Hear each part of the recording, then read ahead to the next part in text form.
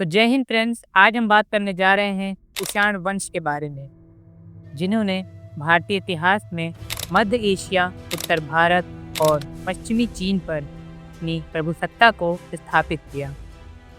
कुषाण वंश मूलतः मध्य एशिया की एक यूजी जाति से संबंधित थे और भारत देश में कुषाण वंश की स्थापना कुजुल कर्तिसेस द्वारा की गई थी और इस वंश की स्थापना लगभग 15वीं शताब्दी में हुई थी और भारत देश में सोने के सिक्के जारी करने की शुरुआत इसी वंश से मानी जाती है। हालांकि इस वंश का सबसे प्रतापी और शक्तिशाली शासक कनिष्क को माना जाता है, क्योंकि कनिष्क के शासनकाल में ही कुषाण वंश की सीमाओं का सर्वाधिक विस्तार हुआ और यही कारण रहा कि कनिष्क को भारत देश का द्वितीय अशोक भी कहा जाता है। कनिष्क के शासनकाल में उन्होंने अपनी सीमाओं का विस्तार वर्तमान समय में पाकिस्तान, अफगानिस्तान, उत्तर भारत और पश्चिमी चीन तक सीमाओं का खूब विस्तार किया था। उनके शासनकाल में कला और संस्कृति का भी काफ़ी बड़े पैमाने पर प्रचार प्रसार हुआ था। कुषाण काल में गांधार और मथुरा कला शैली का विकास हुआ। सैन्य, राजनीति व आध्यात्म के क्षेत्र में भी कनिष्क को अपने समय के सभी शासकों में सर्वश्रेष्ठ माना जाता है। एशिया के इतिहास में धार्मिक, प्रकृति, साहित्य, कला प्रेमी में एक शासन के रूप में कनिष्क को विशेष स्थान प्राप्त है। यहाँ तक कि कनिष्क को सांस्कृतिक व राजनीतिक दृष्टि से भी महत्वपूर्ण माना जाता है।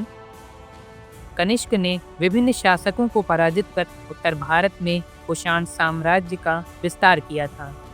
कनिष्क के शासनकाल में कुषाणों की वाणिज्य व्यवस्था भी काफ़ी बेहतर थी। इसका मुख्य कारण यह माना जाता है कि पूर्व से पश्चिम की ओर होने वाला व्यापार इन्हीं के राज्य से होकर जाता था।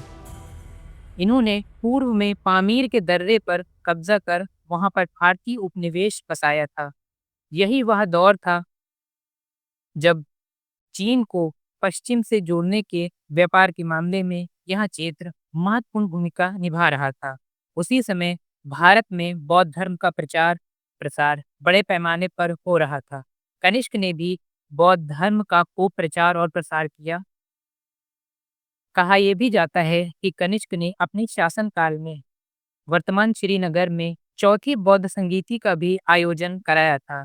इसे ही बौद्ध धर्म की अंतिम संगीति के रूप में भी जाना जाता है। कनिष्क ने वर्तमान पाकिस्तान में एक विशाल बौद्ध स्तूप का निर्माण करवाया था। हालांकि समय के साथ यह स्तूप अब ध्वस्त हो चुका है, परंतु चीनी यात्री वेनसांग के ग्रंथों में इस स्तूप की छवि देखने को मिलती है। कनिष्क के शासनकाल में शिव के पुत्र कार्तिकेय की पूजा भी प्रारंभ हुई थी, जिनके प्रमाण आपको कनिष्क के सिक्कों पर दिखाई देते हैं। कनिष्क ही वहाँ पहले शासक थे जिन्होंने उत्तर भारत के साथ साथ पश्चिम पर भी भारतीय सीमाओं का विस्तार किया। तो दोस्तों, ये रही आज की हमारी कहानी। आपको कैसी लगी हमें कमेंट सेक्शन में ज़रूर बताएं। तब तक के लिए थैंक यू एंड जय हिंद।